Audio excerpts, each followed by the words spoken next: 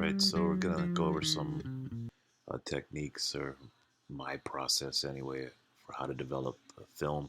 If you look on a canister of just about any roll of film out there, you're gonna see the development process. This one in particular, C-41, as you can see there, and that's really the majority of what I do. These are the developing chemicals, just three of them in this case for color negatives. That's the developer, the Blix, and the rinsing agent, as you see there. Okay, you're going to need a funnel, you're going to need a thermometer, and a pair of, I just use my kids' safety scissors.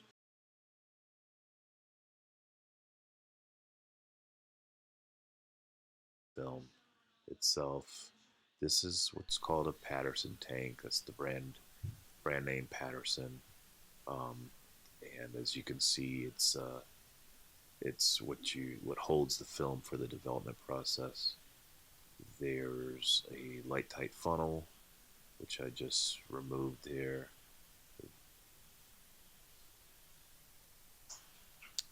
And these guys are the film developing reels. You actually load the film onto these reels, and they have a ratchet action that'll wind the film onto the reels themselves. I'll show you how to do that in a minute. Got to get the chemicals up to temperature, so I usually put them in this big pot here. The water itself is about 105 degrees. The film chemicals need to get to 102. Usually takes about 10 minutes or so, and keep your eye on it, otherwise it'll get too hot, which then you have to figure out how to cool it off.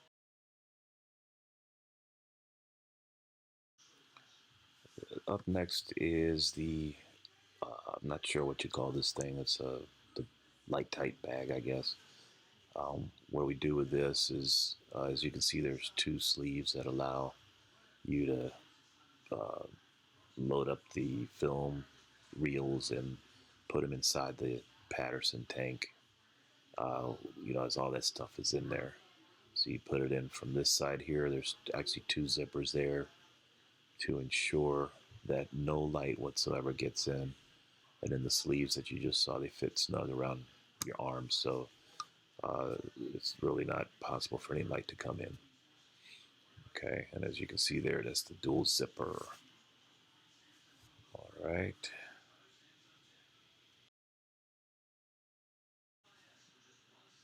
Okay, so what you want to do next is take the Patterson tank, and I'll show you the components. There's the lid, which the purpose of this lid is not to block light as much as it is to keep the fluids from spilling if you invert the tank during the agitation of the film. The funnel is light tight once it's clicked into place, and you have to make sure that the center post is in there correctly. Okay. If you look at that center post, it kind of marries up with the funnel to keep light from getting in there. So it's imperative that that center post is in there. Don't ever go without it. You can use one or two reels, and as you see, these reels click open if you counter rotate them to expand for 120 film. So this particular canisters can take two 35 millimeter rolls of film at once, or it can take a single 120 and roll. And they have a ratcheting action, as you can see. You have to make sure to line the film up. First off, line these two little knobs together, and then line the film up inside there, pushing the film all the way to that ball bearing that you can see there. If you see just past the two notches, there's a ball bearing that helps with the ratcheting action. So as you can see here, the two notches are lined up with each other. Then you push the film just up to the ball bearing, and I do I started like this in the light on purpose. Obviously, anything that's in the light, your film is exposed to the light will, be ruined. So you don't want to do too much of this, but usually there's enough film leader to get away with that. So everything goes inside the changing bag, the scissors, the film, as I started to feed it into the spool. And again, the only real components you need are that center spool, the funnel, the Patterson tank, the film canister, the scissors. All right, so speeding through this is me ratcheting the film onto the spool, inserting the spool inside the Patterson tank, and then making sure that funnel's clicked closed. And again, here's the top, which is not necessary for light tightness, but it's there if you want to invert your chemicals. And inside the bag, I cut the film away from the canister.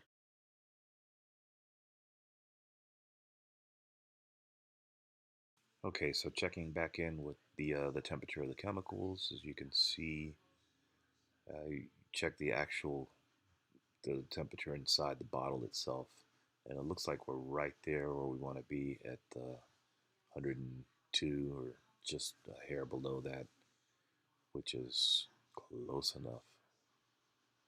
Yeah, we're right there, right at that 100-degree mark for both of our chemicals. They'll hold that temperature for a while.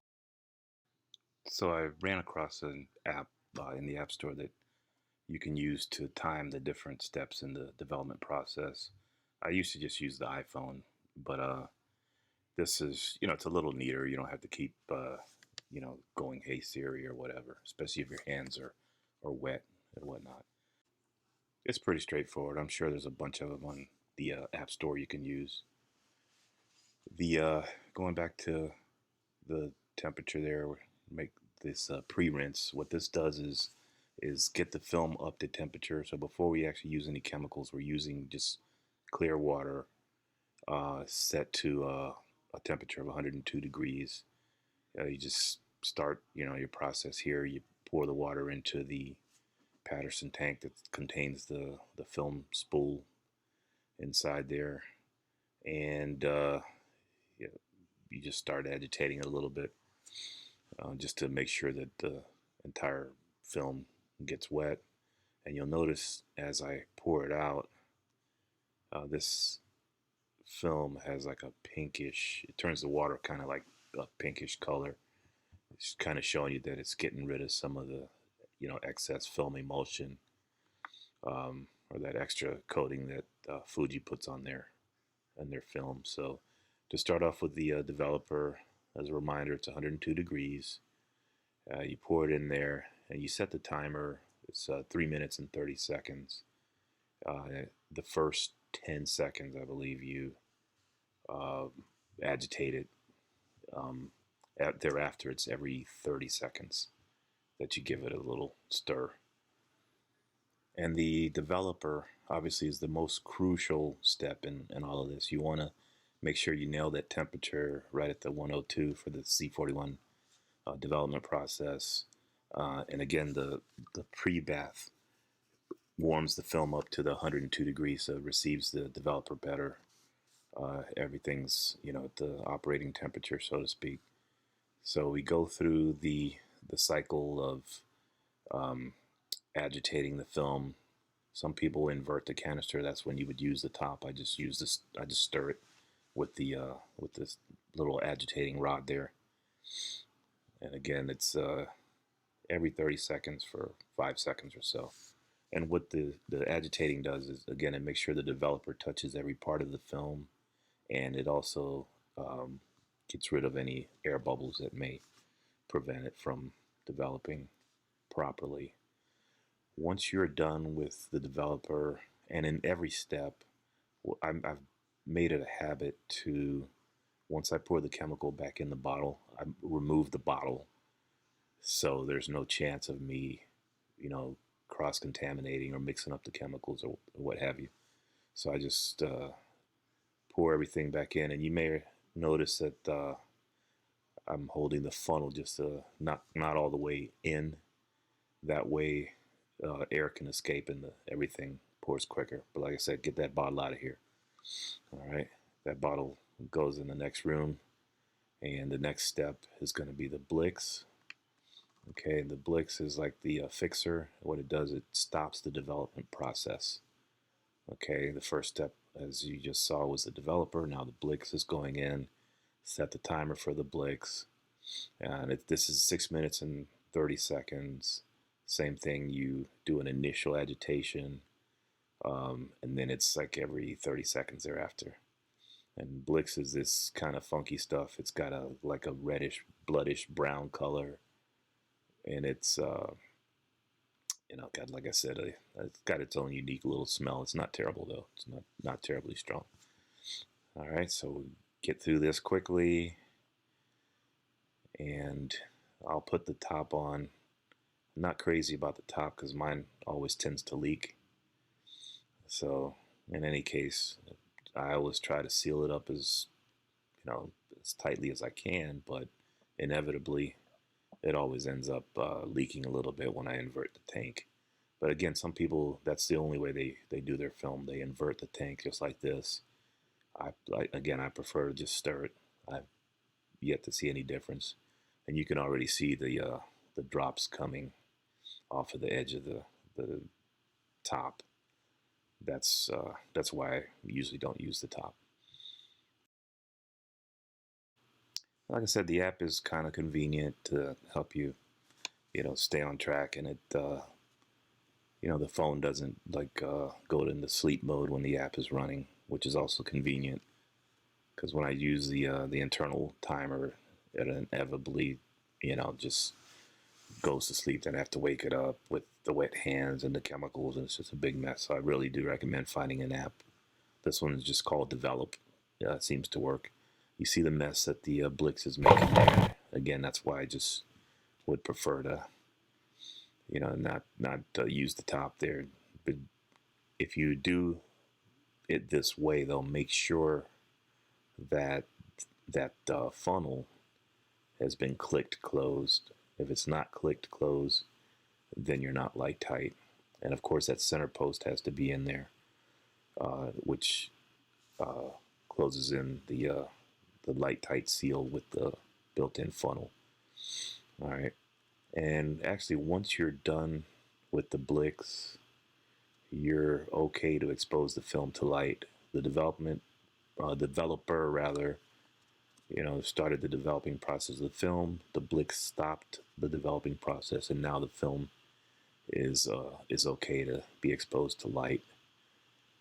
As soon as we're done here with the Blix, which is 6 minutes and 30 seconds, it's the longest step of the process. We'll pour it back in the container, get that container out of here, and we'll do a rinse after the Blix. And you'll see in a second what I'm doing there is getting the water up to temperature because you want to, although at this point the temperature is not quite as crucial as it is for the developer. I just like to keep everything, around the same temperature throughout the whole process.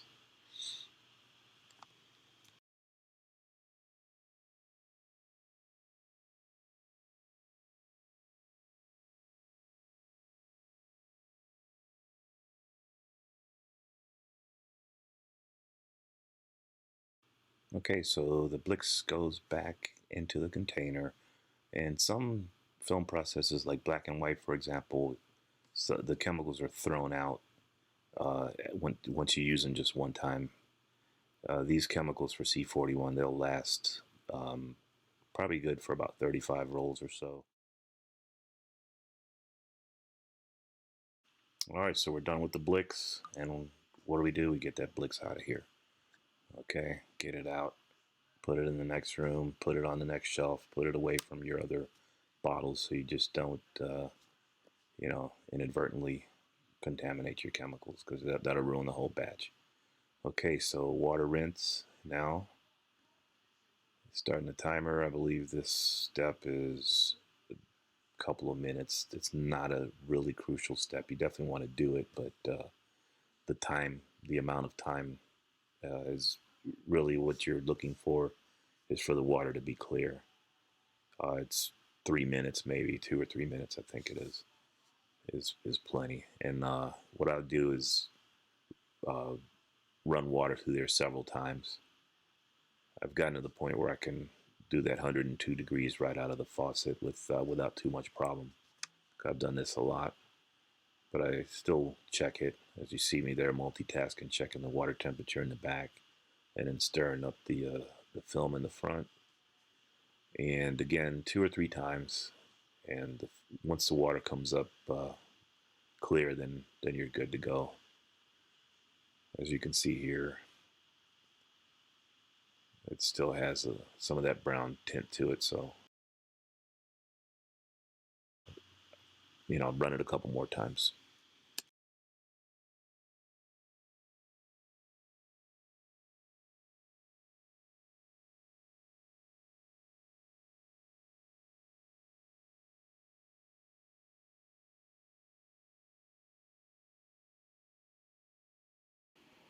Okay, so now you can see what the film looks like now that it's been developed.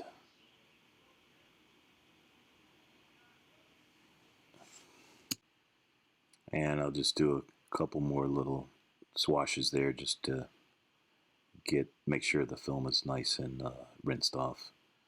Okay, so as you can see, the water is much clearer. It's not 100% clear, but it's certainly clear enough at this point. The next step would be the rinsing agent.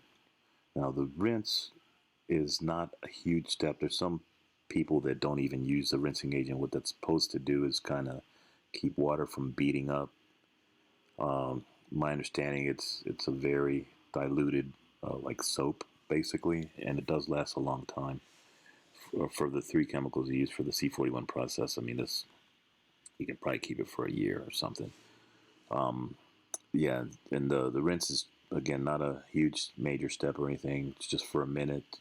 Let it get a little, that soapy solution on there, and then you can go and hang up your film to let it dry.